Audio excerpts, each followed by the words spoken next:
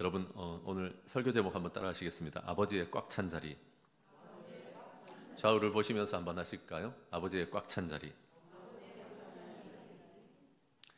지금 유튜브로 방송을 동시에 진행하고 있는데 손을 한번 흔들고 싶습니다. 줌을 할 때는 안 보니까 여러분은 흔드셔도 안 보여요. 우리 다 같이 그래도 믿음을 한번 흔들어 볼까요? 여러분 반갑습니다. 네.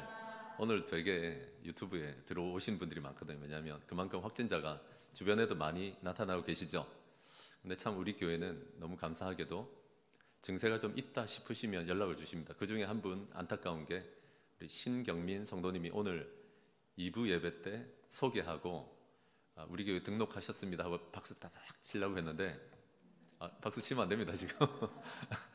했는데 확진이 되신 건 아닌데 증세가 좀 있는 것 같아서 오전에 참 지혜로우세요. 그렇게 하면 목자에게 바로 연락하고 목자는 또 저한테 바로 연락이 오셔서 견해를 물으시면 안 오시는 게 낫겠다고 말할 수밖에 없죠. 왜냐하면 혹시 오셔서 또 다른 분들이 감염되면 안 되니까. 우리 교회 성도들의 표준을 보여주시는 것 같아요. 지금은 이 확진됐으니까 예배를 그만둡시다 이럴 상황 아닙니다. 어딜 가면 촌스럽습니다. 그렇게 하면 다 버티는 겁니다. 그러나 서로를 보호하면서 버티는 겁니다. 감사를 드립니다. 또 우리 신경민 성도님도 참 좀 안타깝지만 다음 주에 할게요. 다음 주에 박수 쳐야죠. 지난주에 저한테 계속 목을 빼면서 기다렸던 목자 목녀님이 있습니다. 뭔가 하면 VIP인데 이제 신혼여행 갔다가 이번 주에 오지 않겠어요 라고 생각하고 딱 기다리고 뭐 어떻게 환영을 하려고 애를 쓰셨는데 확진돼가지고 오늘 못 왔어요. 근데 VIP가 오늘 오셨어요. 이명구 형제님과 지선 자매가 오늘 왔는데 너무너무 보고 싶어하던 목자 목녀는 없지만 나중에 마치고 가면 이임숙 집사님의 아들이고 며느리거든요. 저는 다시 한번 말하지만 우리 지선 자매는 하면 한다 하는 이런 똑 부러진 게 있는 분이세요. 명구 형제는 한번 하나님을 만났다가 오랫동안 떠나서 그리움이 있어요. 지선 자매 잘 들으십시오. 명구 형제는 예수님 다시 만나면 활짝 필 거예요. 아멘이십니까? 그래서 오늘 목자 목녀는 없지만 목자 목녀인 척하면서 동양젖을 주는 마음으로 우리 다 같이 환영해 주시고 그렇게 하면 좋겠습니다. 잘 오셨습니다. 저 뒤에 모자 쓰고 앉아 계십니다. 반갑습니다. 네. 감사합니다. 목자 목녀님 걱정하지 마세요. 우리가 박수 엄청 많이 치고 있어요. 죄송한데 박수 소리는 잘 안 들리거든요. 이 유튜브로 박수 엄청 우레와 같이 쳤습니다. 그래서 이제 좀 이렇게 연락하시면 아우 귀찮다 그러지 마시고 못 이긴 척하고 연락도 받아주시고 식사도 같이 하시고 그러면 좋을 것 같습니다. 감사합니다. 아버지의 꽉 찬 자리, 아버지의 꽉 찬 자리라는 제목으로 주의 말씀 증거하겠는데 제가 보통 주석을 한 너댓 개를 그 이상은 보고요. 다른 설교집들도 참조하는데 이 본문은 거의 설교를 잘 안 하십니다. 고생 좀 했습니다. 그러면 어떻습니까? 하나님은 예비되어 있는 은혜를 주실 것입니다. 감사합니다. 아버지의 빈자리라고 하는 책에서 착안했습니다. 오늘 설교 제목은 책 제목이 아버지의 빈자리라고 하는 책이 있습니다. 지금은 50세가 훌쩍 넘어버린 도널드 밀러라고 하는 우리나라 사람 아닌 사람이 책을 썼습니다. 그런데 이 사람이 어떤 사명을 갖고 있냐면 책 제목 보면서 약간 느껴지겠지만 이 작가 자체가 아버지의 빈자리를 보고 자랐거든요. 아버지가 안 계셨어요. 근데 나만 그런 게 아니라 지금 이 세대를 포스트 모던하다, 고급진 표현으로 표현할 수 있는 게 여러 가지가 있겠지만 아버지 없는 세대다. 지금 이 세대가. 그래서 아버지 없는 것처럼 자라고 있는 세대를 향해서 쓴 책입니다. 그 말은 명목상 진짜 이혼을 했거나 사별하거나 해서 아버지가 없는 친구들도 많지만 실질적으로 영적인 아버지 없이 자라는 사람들이 너무 많다는 얘기입니다. 그런 안타까움을 가지고 쓴 책입니다. 어린 시절에 이 작가는 도널드는 꽤 많은 그래서 대체할 만한 아버지를 대체할 만한 어른 남자들을 자연스럽게 좀 만나고 찾으러 다녔던 것 같습니다. 그런데 아버지 역할을 조금이라도 해주기에는 턱없이 부족한 사람들이 많았습니다. 보이스카우트 캠프 가는데 엄마가 누굴 섭외해가지고 보내줬는데 몇 살이다? 나보다 10살 많고. 그래서 아버지와 따뜻한 얘기를 해보는 시간이 왔는데 할 말이 없고 막 이런 거 있잖아요. 어디 가서 마시면 맛있는 술이 있는가 아니면 어디 가서 여자친구를 만들어야 되는가 이런 얘기를 하더래요. 그런 사람들을 이렇게 주로 만났죠. 그래서 이제 말썽 많이 피우고 사고 치던 청소년 시절을 보낸 얘기가 나옵니다. 그러다가 교회 청소년부 목사님이 한 분 오셨는데 이분이 처음 아버지 같은 역할을 한번 해준 겁니다. 그래, 할 일 없이 와서 있어도 별말 안 하고, 또 얘기를 해보면 진짜 시건방지거든요. 청소년보다 똑똑한 사람이 이 나라에 있겠습니까? 지가 다 알아. 목사를 지가 가르쳐. 그런데도 그런 시건방진 얘기를 해도 다 들어주더니 청소년부 목자님이 그 많은 날들이 지나고 같이 밥도 먹고 하다가 어느 날 도널드에게 추천을 합니다. 얘야, 너는 글을 쓰면서 먹고 살아라. 왜냐하면 너는 믿음의 전곡을 찌르며 섬세한 글을 쓰는 재주가 있거든. 얼마나 찔러대는 소리를 했으면. 그런데 이 청소년부 목사님은 뭘 봤냐 하면 얘가 믿음의 전곡을 찌르는 글을 쓰겠구나. 정말 섬세하구나. 그래서 글을 써보라고 했습니다. 그랬더니 손살에 치고 보통 그런 애들 안 한다고 하잖아요. 안 해요. 난 그런 거 안 해요. 그래놓고는 학교 장기자랑 시간이 다가왔습니다. 학교 말입니다. 주일학교 말고. 학교 장기자랑이 다가왔는데 내가 사전 인터뷰를 한 10팀 넘는데 인터뷰를 하고 그 팀을 공연하는 걸 보면서 소감이 어땠는지를 글을 써야겠다 마음을 먹은 거예요. 꼭 안 한다 해놓고 해요. 그런데 여러분, 연필을 쥐고, 그때만 해도 뭐 이분이 50세가 넘었으니까 연필을 쥐고 다른 팀을 막 인터뷰하는데 누가 갑자기 나타났냐면 같은 교회 청소년부에 있는 여자아이가 나타난 거예요. 평소에 흠모를 했는지 안 했는지는 모르겠습니다. 근데 걔가 나타난 것도 긴장인데 인사를 꾹뻑하더니 저는 예수님을 위해서 노래하겠습니다 그런 거예요. 우리를 지켜보시는 예수님. 골치 아프잖아요. 이런 노래를 딱 시작하는데 시작하고 얼마 되지 않아서 도널드가 연필을 떨어뜨렸어요. 이렇게 못 부르는 노래는 처음 들어요. 너무 부끄러운 거예요. 듣는 사람이 막 부끄러운 거지. 같은 교회 다니는 게 부끄럽고 이럴 때 있잖아요. 그리고는 깔깔 웃고 난리가 난 거예요. 여기 회중석에 있는 사람은 교회 다니는 사람들 아니거든요. 안 참아줍니다. 웃고 비웃고 난리가 난 거예요. 여자애는 많이 당황했죠. 이제 모든 게 끝나고 나서 도널드가 글을 썼습니다. 뭐라고 썼는지 압니까? 비록 우리 목소리가 쪽제비와 함께 닭장에 갇힌, 그래서 고함지른 닭소리, 닭 같은 소리를 내더라도, 이 표현 멋지지 않습니까? 쪽제비와 함께 닭장에 갇힌 닭 같은 소리를 내더라도 우리는 하나님 찬양할 각오를 해야 한다. 강당 내에 모든 사람이 야유를 퍼붓더라도 모니카는 하늘 천사들이 박수 갈채를 보냈다는 것을 잊지 말아야 된다. 우리는 천사들의 견해나 하나님의 견해가 사람들의 견해보다 중요하다. 할렐루야 아닙니까?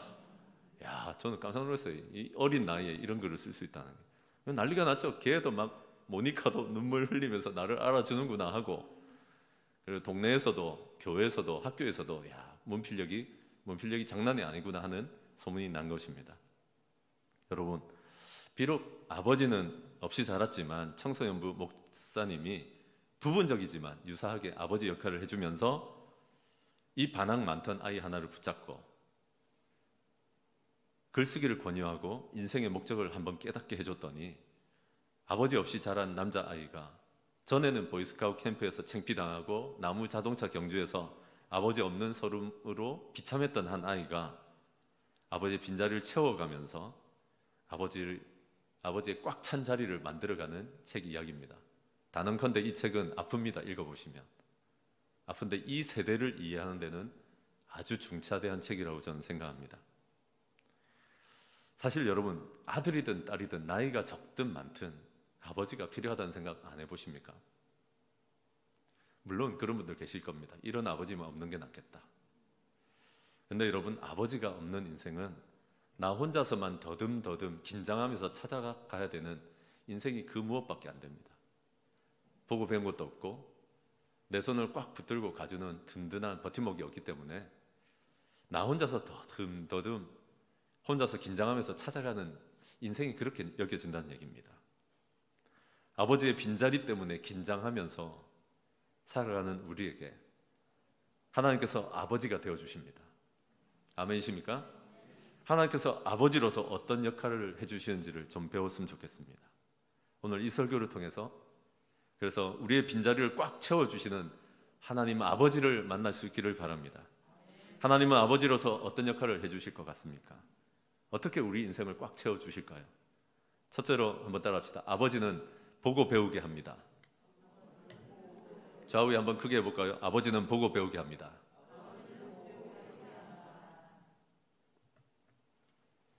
19절에서 20절입니다. 같이 한번 읽어보겠습니다. 19절에서 20절 자기 성경 보면 됩니다. 시작. 그러므로 예수께서 그들에게 이르시되 내가 진실로 진실로 너희에게 이르노니 아들이 아버지께서 하시는 일을 보지 않고는 아무것도 스스로 할 수 없나니 아버지께서 행하시는 그것을 아들도 그와 같이 행하느니라. 아버지께서 아들을 사랑하사 자기가 행하시는 것을 다 아들에게 보이시고 또 그보다 더 큰 일을 보이사 너희로 놀랍게 여기게 하시리라. 아멘. 여러분 19절에 보니까 아들 예수님이 일하는 방식에 대해서 나오는데 아버지가 하시는 일을 먼저 보고 일한다라고 얘기합니다. 그래서 아버지께서 하시는 일을 보지 않고는 아들은 스스로 아무것도 안 한다. 아무것도 안 한다. 그래서 예수님의 일하는 스타일은 안 보면 안 한다 이겁니다. 안 보면, 보여주시지 않으면 나도 안 한다 이런 겁니다. 아버지는 보여주십니다. 아버지는 그래서 보고 배우게 해주시는 것입니다. 다시 말씀드려서 예수님의 일처리 방식이 뭘까? 제일 먼저 이 본문을 통해서 떠올라야 되는 건 뭔가 하면 단독 플레이는 안 한다. 안 보면 안 한다. 이해하시겠습니까? 단독 플레이는 안 한다. 안 보면 안 한다. 예수님은 이게 있었다고요. 또 예수님도 제자들을 훈련시킬 때 어떻게 했는지 아십니까? 안 보면 안 하도록 그래서 먼저 보여주시고 보고 배우게 하셨습니다. 보고 배운다는 것은 아버지의 중요한 사명입니다. 자녀들에게 보여주고 보고 배우게 해야 합니다. 그런데 여러분 예수님이 보고 배운다는 게 좀 억울할 것 같지 않습니까? 예수님은 하나님과 동등된 분이십니다. 그 지혜가 하나님과 동등하고 경험과 통찰력과 그 능력이 하나님과 동등한 분이십니다. 그래서 아들을 혼자서 얼마든지 저질러 버리고는 통보해 버려도 됩니다. 예수님은 하나님의 아들이니까 그래도 될 것 같습니다. 그런데 예수님은 정작 절대로 스스로는 아무것도 하지 않았다라고 합니다. 그건 능력이 없어서가 아니라 동등하지 않아서가 아니라 하나 되기를 원했기 때문입니다. 가끔 보면 목사로서도 이제 전도사나 다른 후배들을 이렇게 만나보면 같이 하나 되어서 일하는 것을 굉장히 불편한 분들이 계십니다. 동등하지 않다는 게 아닙니다. 하나 될 때 주시는 은혜와 능력과 파워가 있거든요. 예수님은 동등하지만 하나 되기를 원하셨습니다. 근데 여러분 막상 이제 그래 보고 배워야지 나도 본 뒤에 따라 해야지 싶어도 잘 못 보지 않아요? 여러분 하나님께서 오른편에 일하십니까? 왼편에서 일하십니까? 여러분이 걱정하는 그 일 있잖아요. 하나님은 앞에서 일하고 계십니까? 뒤에서 하고 계십니까? 봐야 따라가죠. 물론 예수님은 나는 아버지께서 하시는 일을 보고 따라한다 라고 하실 수 있죠. 쉽게 늘 아버지께서 하시는 일을 보고 그대로 하시곤 했으니까. 우리는 안 그렇잖아요. 하나님께서 어디서 일하시는지 본 적 별로 없죠. 하나님께서 어떻게 일하시는지 본 적이 별로 없잖아요. 왜 그렇죠? 다 우리가 알아서 했거든요. 우리가 다 저질러 버리고 겨우 하나님 좀 수습 좀 해주십시오 이럴 때가 많았거든요. 근데 여러분 이럴 때 꼭 기억해야 될 건 20절입니다 19절만이 아니라 20절에 하나님 아버지께서 아들을 사랑하사 행하시는 모든 일들을 아들에게 다 보여주신다라고 합니다. 게다가 보여주신 일들만이 아니라 더 큰 일도 보여주신다고 합니다. 저는 이게 그렇게 위로가 돼요. 우리는 잘 못 보고 우리도 보고 배우고 싶은데 하나님 어디서 일하시는지 오른쪽에서 하시는지 왼쪽에서 하시는지 잘 몰라 하는데 분명한 건 뭔가 하면 하나님께서 아들 예수님 사랑하는 것처럼 하나님께서 우리도 사랑하신다는 겁니다. 그래서 가르쳐주고 싶어 하십니다. 잘 못 듣고 분별 못하는 거 압니다. 그런데 하나님께서는 우리에게 가르쳐주고 싶어 하십니다. 사랑하기 때문에 모든 일들에 대해서 가르쳐주고 싶어 하십니다. 그래서 우리가 좀 미심쩍은 마음이 있지만 나한테도 가르쳐 주실까? 그런 마음 가지고 하나님께 좀 묻기 시작합니다. 기도하면서 주변의 믿음의 사람들을 통해서 묻기 시작하면 미심쩍었던 그 마음에 조금씩 가르쳐 주십니다. 나는 어떻게 일하고 있는지, 나는 어디서 지금 일하고 있는지, 네가 어디서 헛삽질을 하고 있는지. 나는 오른쪽에서 삽질을 하라고 했는데 왼쪽에서 굳은 땅을 그렇게 파고 있으니 네가 뭐 되겠냐. 가르쳐 주십니다. 아멘이십니까? 우리는 아직도 나이를 먹어도 쩔쩔맬 때가 있습니다. 어릴 때도 그랬습니다. 학교에서 여러분 수학 문제 풀 때 하나님께서 수학을 잘 아신다는 거 아세요? 그걸 모르는 분들 계시더라고요. 대학원에서 실험하거나 기말고사 치거나 논문 쓸 때 저는 정치 경제를, 경제학을 누구보다도 하나님이 잘 아신다는 걸 몸소 체험했습니다. 하나님은 학문에 있어서 탁월하십니다. 하나님을 의지했던 사람들이 논문 수월하게 쓰는 일들은 비일비재합니다. 여러분 처음 직장에 배정받아 가서 또는 해보지 않은 업무 때문에 쩔쩔매고 있을 때 그 업무를 하나님이 가장 잘 알고 있다는 거 알고 계세요? 도와주실 수 있습니다. 하나님은 우리를 사랑하사 모든 일을 보여주고 따라할 수 있게 도와주십니다. 제가 며칠 전에는 목회자 컨퍼런스 신청을 해야 되는데 저만 튕기는 거예요. 주변에 다 됐다고 연락 오는데 30분 동안 저만 안 되는 거예요. 근데 여러분 갑자기 목사가 컴퓨터 앞에서 기도하는 거 압니까? 근데 이거 어떻게 늘 하던 건데 이게 왜 안 됩니까? 근데 진짜 놀랍게도 하나님께서 무슨 마음을 주시냐면 컴퓨터 브라우저가 이상한 것 같은데 하는 생각이 드는 거야. 그래서 내가 급히 다른 쪽으로 타고 들어갔는데 바로 해결하게 하시더라고요. 여러분 우리는 하나님을 너무 우습게 아는 경향이 있어요. 할아버지십니까? 이빨 다 빠지고 아무 능력도 없고 그래 오냐만 하실 것 같으면 아닙니다. 천지를 창조하신 그 능력 그대로 모든 일들에 대해서 보여주고 도와주실 수 있습니다. 아멘이십니까? 그래서 여러분 이 기도가 진짜 천만불짜리 기도입니다. 하나님이라면 예수님이라면 어떻게 하실지 좀 보여주십시오 라고 기도하면 점점 놀라운 일을 겪게 될 것입니다. 하나님은 모든 것에 대해서 보여주고 가르쳐 줄 수 있고 그럴 사람들을 만나게 해주실 수 있습니다. 아멘이십니까? 그래서 여러분 우리들이 보여준 것을 따라 하잖아요. 예수님이 그랬던 것처럼 따라 해보면서 열매가 막 맺히잖아요. 그럼 하나님 어떻게 하시는지 아세요? 20절 후반부에 나오는 것처럼 더 큰 일을 보여줍니다. 야, 너 이제 삽질 잘하네. 오른쪽으로 가서 하라고 했더니 이제 좀 하네 하면서 하나님은 더 큰 일을 보여주시는데 아이고 목사님 내가 나이 5, 60, 70입니다. 뭔 큰일요? 아니요. 하나님은 아직 우리한테 보여줄 큰 일이 남아 있으십니다. 아멘이십니까? 그래서 여러분 우리 예수님 이루신 일들을 한번 보십시오. 38년 된 병자도 감사도 모르고 믿음도 없는 사람도 고쳐버렸습니다. 남편 바꿔야 되는 줄 알았던 사마리아 여인의 오래된 목마름도 해결해 버렸습니다. 자녀의 문제도 해결해 버렸습니다. 예수님께서 보여준 대로 해결하자 그때마다 하나님은 예수님께 더 큰 일들을 보여주신 그 하나님 아버지이십니다. 아멘이십니까? 한 번은 제가 교포 2세들을 맡아서 섬기게 됐습니다. 우리나라 말고 다른 데 있을 때 성경 공부 가르치던 것들도 제가 어느 나라인지 얘기 안 하는 이유 아십니까? 제가 몇 나라에 있었는데 그 친구들이 유튜브를 보더라고. 그래서 내가 실명을 안 하려고. 그래서 제가 한 번은 교포 2세들을 맡아서 섬기게 됐습니다. 뭐 맡아봐야 성경 공부 늘 하던 것도 있고 설교도 많이 해봤으니까 하던 대로 하면 되겠지, 경험대로 하면 되겠지 하고 만났는데 이게 영 벽 때리는 것 같은 거예요. 왜 그런지 아세요? 보통 한국어가 그래도 조금 더 편한 사람을 1.5세라고 하고 그 나라 언어가 더 편한 사람들을 2세라고 합니다. 보통 이게 좀 달라질 수도 있지만 얘네들은 1.5에서 2세 사이거든요. 그러니까 이게 무늬만 한국인이지 속하고 말 자체가 나하고 다른 거예요. 사실 생각 자체가 뭐가 달라요. 뭐였다 하면 스파게티고 내하고 달라. 그래서 이제 내가 사역을 잘할 줄 알았는데 벽에 꽝꽝 부딪히는 걸 느끼거든요. 이게 안 되고 있구나. 몇 주가 지나도 몇 달이 지나도. 그런데 이거 어떻게 할까라고 했는데 라포, 신뢰관계도 형성이 잘 안 되고 벽 때리는 것 같을 때 하나님께 묻기 시작했습니다. 주님, 우리 예수님이라면 지금 어디에서 내가 삽질을 해야 됩니까? 어디에서 파고 들어가야 됩니까? 나 경험 많다고 생각했는데 이게 다 엉망입니다. 단단한 벽만 만나고 있습니다. 라고 할 때 배드민턴이 떠오르게 하시다. 배드민턴. 나 별로 쳐본 적 없는데 가만 보니까 얘네들이요 동네 실내 체육관들이 잘 되어 있어가지고 회원권을 끊고 자기들끼리 삼삼오오 모여가지고 배드민턴을 치고 있었던 거예요.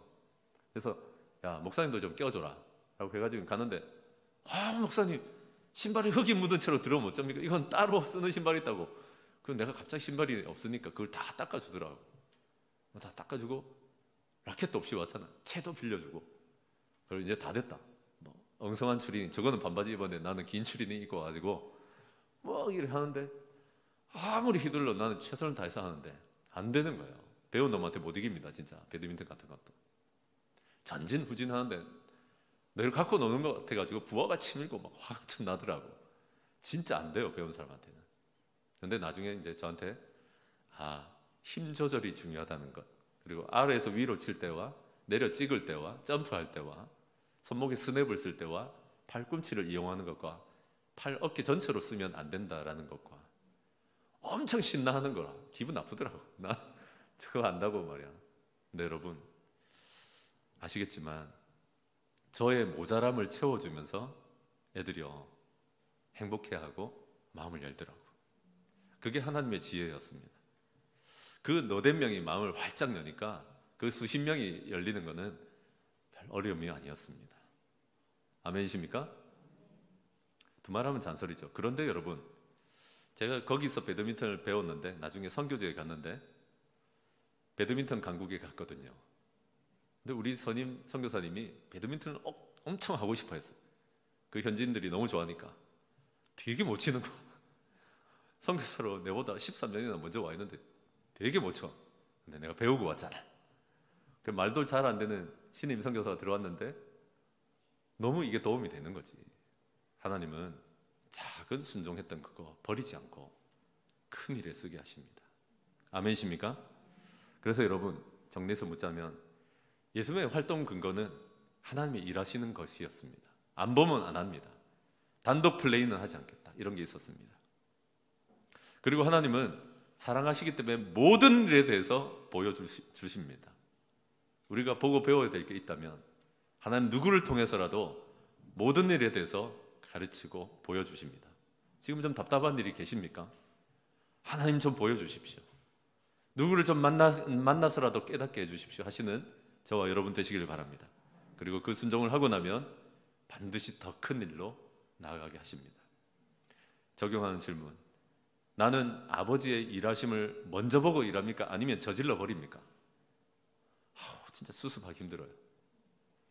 나를 사랑하셔서 모든 일을 먼저 보여주실 수 있다는 것을 믿고 있습니까?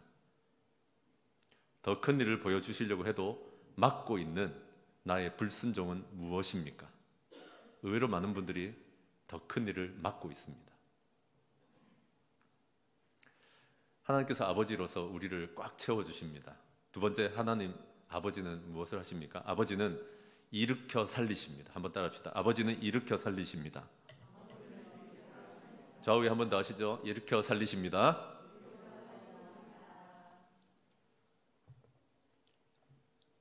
(21절에) 같이 한번 읽어보죠. 21절입니다. 시작. 아버지께서 죽은 자들을 일으켜 살리심같이 아들도 자기가 원하는 자들을 살리느니라.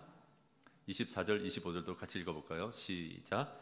내가 진실로 진실로 너희에게 이르노니 내 말을 듣고 또 나 보내신 이를 믿는 자는 영생을 얻었고 심판에 이르지 아니하나니 사망에서 생명으로 옮겼느니라. 진실로 진실로 너희에게 이르노니 죽은 자들이 하나님의 아들의 음성을 들을 때가 오나니 곧 이때라. 듣는 자는 살아나리라. 아멘. 하나님께서는 더 큰 일도 보여주신다고 했잖아요. 작은 것에 충성하면 큰 것을 맡기시고 작은 열매를 거두면 하나님께서 믿고 더 큰 일을 계속 맡겨주십니다. 하나님께서 더 큰 일을 보여주신다고 그러는데 우리는 어떤 더 큰 일을 보여주시면 좋겠습니까? 아이고, 큰 돈이나 좀 보여주시면 좋겠다. 할렐루야. 어떤 분에게 그게 큰 문제겠죠. 근데 여러분, 큰 돈을 만지신 분들도 남편의 문제가 훨씬 더 큰 문제가 되어 있는 분들이 있더라고요. 우리는 그냥 남편 문제 많아도 좋으니까 큰 돈만 있으면 좋겠다 이러지만 살아보십시오. 단 하루라도 행복했으면 좋겠다 하더라고요. 자식의 문제가 큰 문제인 분들도 계십니다. 근데 여러분, 하나님께서는 우리 개인적으로 어떤 큰 일이 있어야 되는지를 아시고 보여주시고 도와주시는 아버지 하나님이십니다.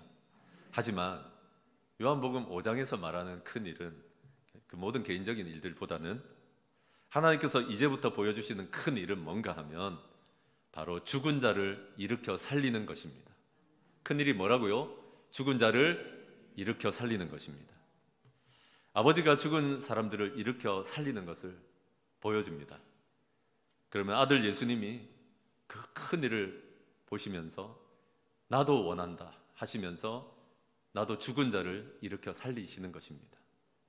그래서 21절에 보시면 아버지께서 죽은 자들을 일으켜 살리심 같이 아들 예수님도 자기가 원하는 자들 살리느니라, 이렇게 살리는 것을 원하게 되셨습니다. 저는 21절을 묵상하면서 하나님 아버지께서 일으켜 살리신다, 일으켜라고 하는 대목이 그렇게 가슴이 뭉클했습니다. 여러분, 우리의 옛적 모습을 한번 떠올려 보십시오. 이미 우리 죽어 있었잖아요. 죽은 척 하는 게 아니라 죽어 있었습니다. 영원히 죽은 채로 몸만 살아 있었습니다. 사람이 죽으면 사후 강직이 일어나서 온몸이 뻣뻣해지면서 피가 멈추고 푸르게 변합니다. 더 이상 의사소통은 없습니다. 우리가 그렇게 죽어 있었잖아요.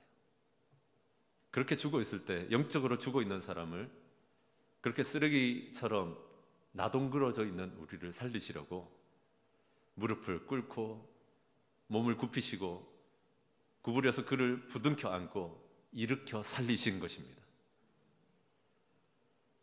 그런 사람을 살리려고 무릎을 꿇고 구부리신 그 하나님 아버지의 모습을 보고는 그 안타까움과 그 기쁨을 알거든요. 안타까움만 있는 게 아닙니다.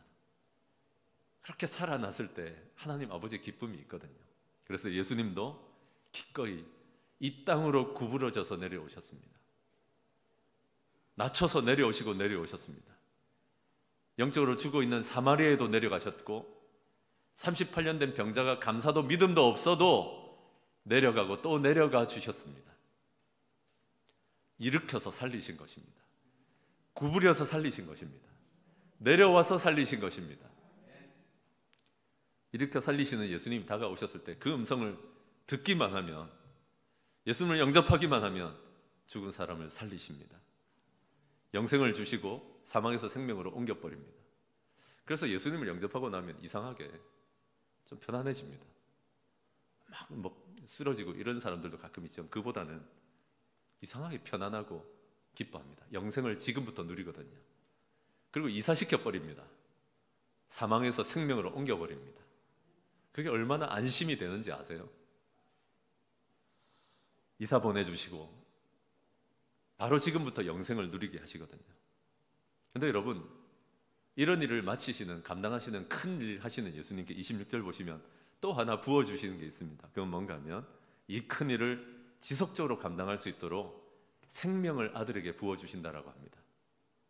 우린 자꾸 착각하는 게 논아주면 쪼그라들 거라고 생각해요.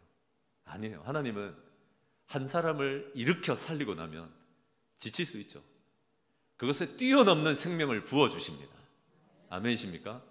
그래서 기쁨으로, 그래서 감사함으로 이 일을 지속할 수 있게 도와주십니다. 조금 부모로서 지쳐있는 분들 계십니까? 아내나 남편으로서 좀 지쳐있는 분들 계세요? 목자 목련 지칩니다.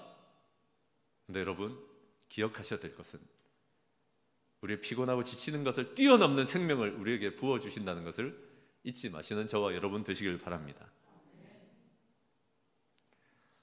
하나님 아버지는 그래서 예수님처럼 우리들도 마음을 굽히고 몸을 구부려서 죽은 사람을 부둥켜 안고 일으켜 살리는 인생이 되기를 원하십니다. 그 큰 일을 감당하기를 원하십니다. 소위 영혼 구원하는 삶입니다. 그래서 우리도 예수님처럼 몸을 구부려 봅시다. 마음을 구부려 봅시다. 기도할 때 우리 참 구부리고 기도하잖아요. 사람들을 섬길 때 구부려서 해보자고요. 저는 오늘 우리 유초등부 선생님들과 새로 예배가 재개된 우리 청소년부 교육목자님들 보면서 이분들이 구부려서 아이들을 일으켜 살리겠구나 하는 소망을 갖게 됐습니다. 청소년부 예배 재개한다고 그러니까 일단 올해 말까지는 11시에 이제 옆에 식당홀에서 할 겁니다. 우리가 뭐 밥도 안 먹고 있고 장소가 이제 좀 마땅치 않잖아요. 근데 이제 그 준비한다고 막 이러는데 가슴이 철렁해요.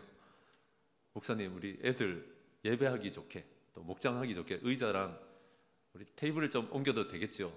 괜찮아요. 우리 장로님들 어르신 분이야. 우리 성도들 성숙해. 다 바꿔놨어. 깜짝 놀랐죠. 이제 깜짝 놀랐지만 해도 된다 했잖아. 그랬으면 감사하죠. 뭐. 근데 저분들이 추적 어제 비 오는데 다 직장 생활합니다. 그 피곤한 몸 토요일이라도 푹 쉴 수 있는데 아침부터 와가지고 같이 회의하고 예배 리허설하고 또 조립할 거 자기들 수납장이 있거든요. 그런 거 한 개 해줘야 됩니다. 너희들 물건은 여기에. 그런 거 다 조립하고 책상들 줄 다 맞추고 의자 뺄 거 빼고 딴 데 보내지 않고 이 안에서 해결하려고 엄청 애를 쓰더라고요. 근데 여러분, 가장 고마웠던 건 뭔가 하면 나는 뒤에서 피드백하고 있고 자기들 교사들 4명하고 반주하는 지민이 이렇게 5명밖에 없는데 환호하고 난리가 난 거예요. 서로 구부려서 섬겨주더라고요. 누가 찬양인도 하면 박수 치고 노래 부르고 난리를 치고 뒤에로 돌아보면 아무도 없어. 자기들끼리 리허설 하는데 그래. 됐다 싶더라고요. 서로 구부려서 섬겨줄 수 있으면 아이들도 그렇게 살릴 수 있을 줄 믿습니다. 그리고 여러분, 한 3, 4개월 동안 저 부서에서 설교가 어땠느니 목장이 어땠느니 절대 저한테 그런 얘기 안 들어오게 해주십시오. 믿고 맡겼으면 기다려야지. 그거 제가 다 알아서 합니다. 아멘이십니까? 우리가 해야 될 건 더 구부릴 수 있도록 기도해 주는 겁니다. 유초등부도 막강합니다. 설교교사 맡고 있는 분이 어제 확진됐습니다. 그럼 이제 부장쌤이 하면 됩니다. 확진됐습니다. 이거 왜 하라고? 어떻게 하라고? 그러니까 연락이 왔는데 이분들이 의지가 결연하더라고요. 최후에 1명 남았을 때까지 대면 예배에 1명이라도 나오면 누구라도 대신하겠다 하면서 오늘 허자영 집사님이 갑작스레 대타를 띱니다. 어때요? 설교 성경 구절 하나 읽고 한마디만 하고 내려오더라도 예배를 지킨다는 게 중요합니다. 애들이 그런 걸 지켜봅니다. 애들한테 절대 하지 말아야 될 건 이랬다 저랬다 하는 겁니다. 정말 모두가 이해되는 상황에서 대면 예배를 접는 때는 있겠지만 지금 요새 그러면 촌스럽습니다. 지금은 걸리신 분들은 격리해서 치료하시면서 예배를 지켜나가는 겁니다. 아멘이십니까? 그래서 우리 여주광양교회가 다음 세대에게 멋지고 안정적인 교육 공간은 당장에 주지 못할지 몰라도 언젠간 줄 수 있겠죠? 전임 사역자를 안정적으로 공급해 주진 못하도 언젠간 다 해결되겠죠? 아무도 아멘을 안 해. 교육 공간과 사역자, 할렐루야! 네, 여러분, 지금 우리 교육 목자님들이, 교사 선생님들이 이렇게 살리려고 하는 거 하나는 하나님이 정말 귀하게 쓰실 거라고 믿습니다. 자녀들에게, 부모님들에게 내가 물어봅니다. 자녀들에게 존경받고 싶습니까? 제가 비결 하나 알려드릴까요? 제가 청년사역을 10년 넘게 했잖아요. 청년들이 진짜 존경하는 부모 따로 있습니다. 누군지 아세요? 돈 따박따박 잘 벌어오는 부모, 고마워는 하지만 존경은 안 합니다. 나한테 좋은 학원 보내주고 뒷바라지 잘해준 엄마, 죄송한 얘기인데 헌신은 아는데 존경은 안 합니다. 그런데 더 큰 일에 쓰임받고 있는 부모는 존경합니다. 목자 목녀도 아닌데 반찬 꺼내가지고 야, 우리 목자 목녀님 힘들어. 나 사과 하나라도 반찬 하나라도 들고 갈래. 그 뒷모습을 자녀들은 반드시 봅니다. 눈물 흘리면서 우리 목원이 전에는 교회 사람들 얘기하면 늘 욕하고 뒷담화나 했는데 그러지 않고, 여러분 이거 진짜 중요합니다. 교회 수준이 달라져요. 내가 안타깝게 섬기고 있는 VIP들, 내가 살려야 될 사람들 얘기하고 이러면 자녀들이 거기서 자기의 하나님을 만나고 우리를 존경합니다. 아멘이십니까? 그래서 희한하게 목장하다 보면 교회 장로님들이 제일 존경받습니다. 제일 험하게 살거든, 제일 섬기고. 그리고 목자 목녀들이 제일 존경받습니다. 집에서 엄마 아빠들 존경받습니다. 두고 보십시오. 이제 몇 년 차가 안 돼서 그렇지 저는 많이 지켜봤습니다. 존경받는 부모님들이 많은 우리 교회 되기를 소망합니다. 마지막으로 여러분, 하나님은 아버지로서 우리의 빈자리를 채워주시는데 한번 따라합시다. 아버지는 심판하는 권한을 맡기십니다. 한 번 더 할까요? 아버지는 심판하는 권한을 맡기셨습니다. 다 외우고 있는지 한번 볼 거예요. 앞뒤로 한번 해보시겠습니까? 아버지는 심판하는 권한을 맡기셨습니다. 장로님 반칙 아닙니까? 앞뒤로 하라니까 부부끼리 정답게 이렇게 하면 어떡해요? 아, 아름다워요. 좋아요. 감사합니다. 여러분, 혹시 원하지 않았지만 이제 오늘 본문이 아버지와 아들의 관계에 관한 얘기가 많이 나오니까 이제 가족에 관한 얘기합니다. 5월달도 아닌데 혹시 원하지 않았지만 사별하거나 또는 이혼을 하거나 그래서 혼자 자녀를 기르는 분들, 특히 아버지가 있지만 영적인 아버지 구실을 못 해주고 계신 그런 가족들, 아버지의 빈자리가 컸던 분들 말입니다. 꼭 기도하는 제목이 하나 있었으면 좋겠습니다. 뭔가 하면 대체자를 만나게 해달라는 것입니다. 대체 아버지, 유사 아버지, 목자, 멘토, 뭘로 불려도 좋습니다. 근데 만나야 합니다. 반드시 보고 배웁니다. 빈 채로 가면 안 됩니다. 하나님 우리 자녀들의 인생에 대체 아버지, 유사 아버지, 목자, 멘토 누구라도 꼭 좀 만나게 해주십시오. 이 기도 제목이 아주 중요합니다. 아멘이십니까? 그리고 엄마 본인은 뭐 해야 될 것 같습니까? 방금 들었던 말씀을 꼭 적용해 보십시오. 첫째, 엄마가 하나님 아버지와 상의하고 본대로 자신 있게 사는 모습을 보여줘야 됩니다. 나는 보고 배운 대로 한다. 하나님이 보여주신 대로 한다. 이거 가르쳐주면 위대한 엄마 되십니다. 위대한 아빠 되십니다. 또 한 가지는 뭔가 하면 엄마가 사실 이러다 보면 한부모이다 보면 먹고 사는 게 빠듯하고 한부모이다 보면 집안 살림까지 하면서 직장생활하는 게 빠듯하기 때문에 거기에만 올인하는 부모님들이 계세요. 한부모 가족들은 잘 들어보십시오. 그러면 애들이 다 잘 자랄 것 같지만 그렇지 않다고요. 부모가 오히려 먼저 그의 나라와 의를 구하면서 주의를 목숨처럼 지키고 목장에서 영혼 구원해 오려고 목자가 아니어도 돕는 그 모습 보고 애들의 인생이 바뀝니다. 애들이 인생의 목적을 발견합니다. 아멘이십니까? 그래서 제가 그냥 하는 얘기 아니니까 이게 다 샘플들이 있으니까 꼭 그렇게 하시기를 바랍니다. 마지막은 뭔가 하면 여러분, 하나님께서 우리를 일으켜 살리시는 이 큰 일을 맡기시면서 동시에 엄청난 권한도 같이 주십니다. 하나님이 일을 맡기면서 권한 안 주고 그런 분 아닙니다. 제가 지금 청소년부 예배 재개하면서도 대부분의 결정 권한은 이홍현 선생님께 드렸습니다. 물론 저하고 소통 많이 합니다. 그 교통 질서가 잡히지 않으면 한 부서가 일어난 거 어렵으면 니도 나도 다 교사면 누가 결정해? 담임 목사님 나도 손 안 대는 거 있을 테니까 목양에 관해서는 자신 있게 하라고 얘기합니다. 우리는 일을 맡기면서 권한도 같이 주는 법을 반드시 배워야 됩니다. 물론 뒤에 소통을 자주 합니다. 그런데 여러분, 하나님께서 우리 예수님께 이렇게 살리는 큰 일을 맡기시면서 심판하는 권한을 주셨다는 거 잊지 마시길 바랍니다. 이걸 염두에 두시고 27절에서 29절 여러분의 목소리로 크게 한번 읽어주시면 좋겠습니다. 27절에서 29절입니다. 시작.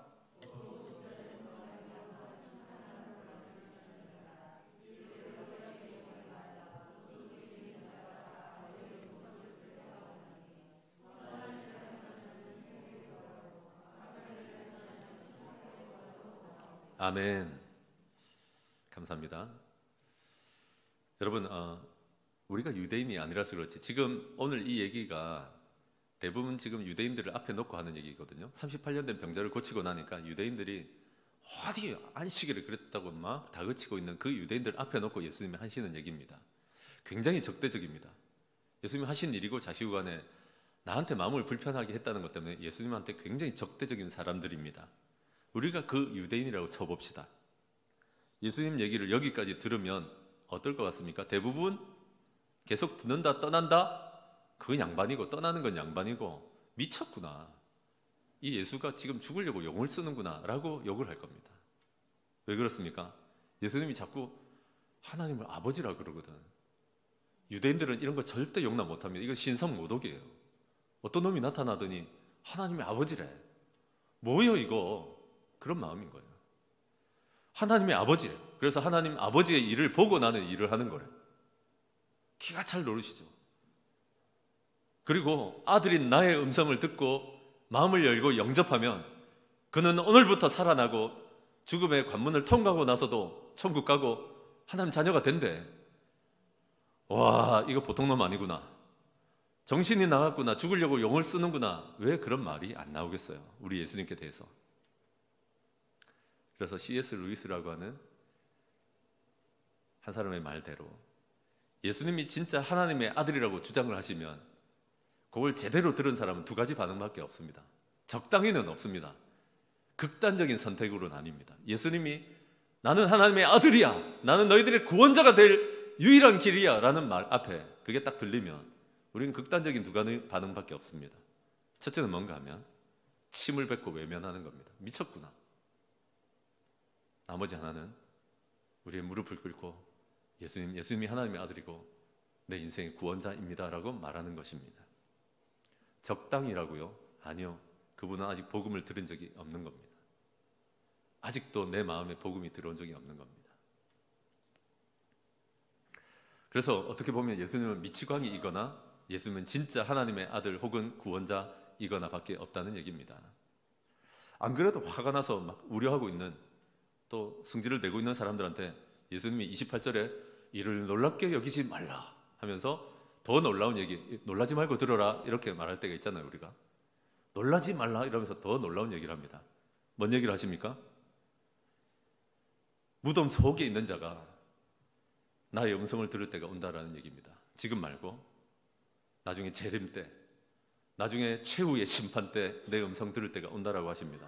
29절에 그때는 선한 일을 행한 사람은 생명의 부활로 나오고 악한 일을 행한 자는 심판의 부활로 나온다. 착하게 살았느냐 못되게 살았냐 물어보는 거 아닙니다. 이거는 예수님이 다가오셔서 음성 주시고 복음 전했을 때 그 마음을 열고 영접한 사람이 선하게 산 것입니다. 기회를 주었지만 내다버리고 지 마음대로 인생을 산 것은 악하게 산 것입니다. 그런 사람은 심판의 부활로 반드시 나옵니다. 전자는 생명의 부활로 나와서 하나님 나라에서 영원토록 몸의 부활을 경험하면서 살아가는 것입니다. 그런데 여러분, 예수님께 이런 고난을 왜 주십니까? 아들이라고 너무 편애하는 거 아닙니까? 27절에 보면 그 이유가 나옵니다. 인자됨으로 말미암아 심판하는 권한을 예수님께 주셨다라고 합니다. 에라 모르겠다, 아무나 가져라. 어떻게 이런 권한을, 이런 위태위태한 권한을 아무에게나 주겠습니까?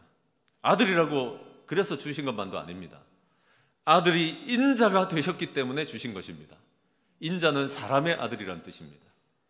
하나님의 아들로 하나님과 더불어 교제하며 하나님 나라에 계실 수 있었던 분이 우리 같은 거 살리려고 아무리 말씀을 전해도 듣지 않고 삶이 변하지 않고 감사하지 않고 믿음도 없는 우리를 그래도 살려보려고 내려오셔서 사람의 아들이 되었다고 할 때 인자가 되었다라고 합니다.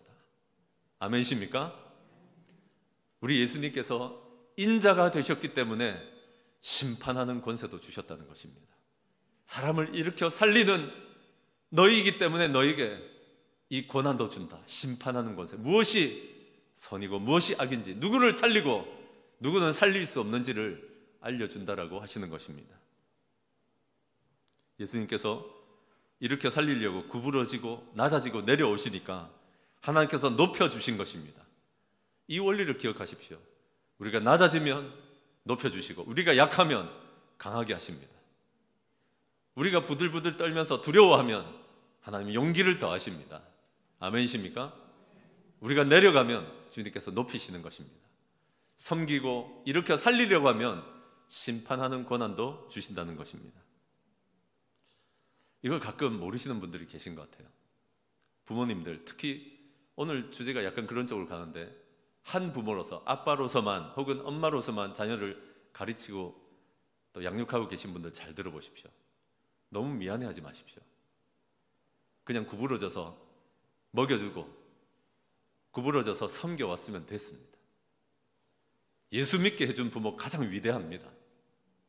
그런데 너무 미안한 나머지 심판하지 않는 목자 목녀와 부모를 저는 자주 봅니다.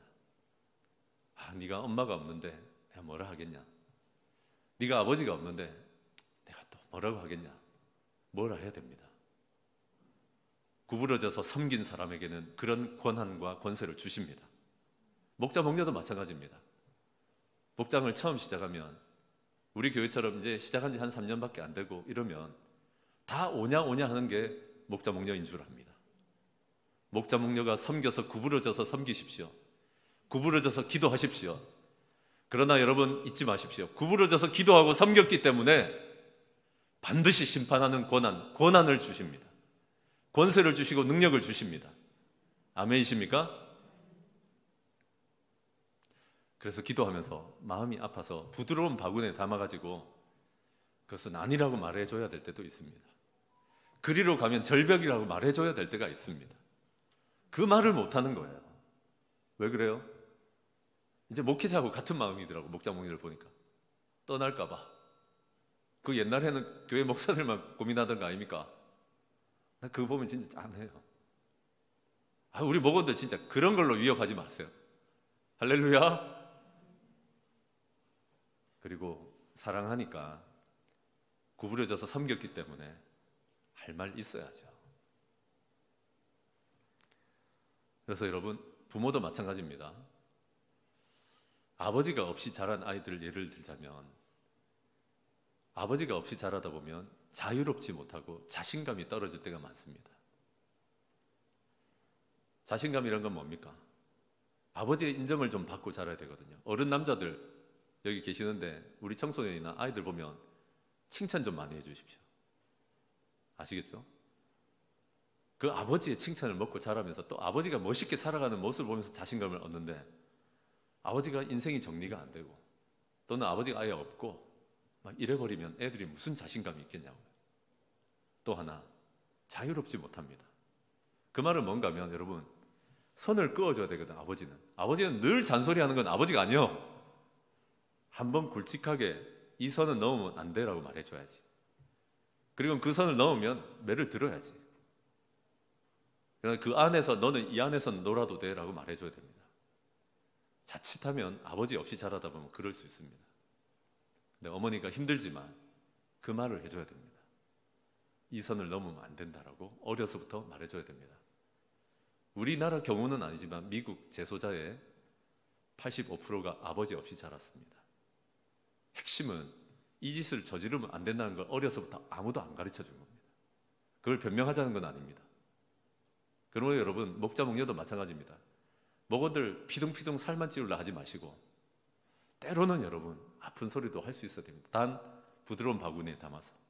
그리고 목원이라면 들을 줄 알아야 됩니다. 밥만 냉큼냉큼 먹지 말고 여러분을 위해서 정말 얼마나 기도하는지 아신다면, 얼마나 눈물로 기도하는지 아신다면 그것을 받아서 선악을 판단해주고 진짜 목원들을 위하시는 저와 여러분 되시길 바랍니다.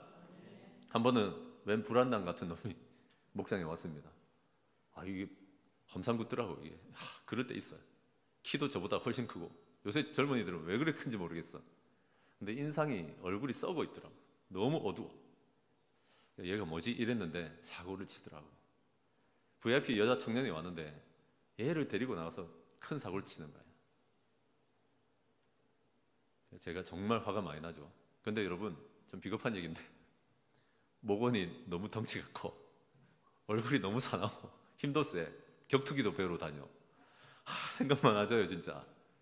근데 여러분, 하나님 이거 어떻게 해야 됩니까? 라고 할 때 하나님께서 네가 목자잖아. 집사람이 밥 많이 먹였고 네가 기도 많이 했잖아.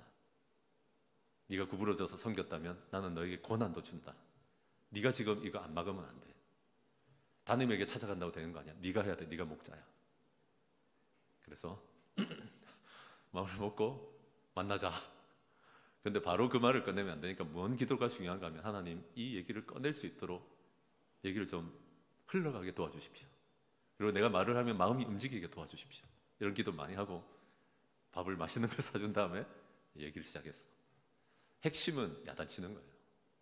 꾸짖었어. 얘가 아버지 없이 자랐거든.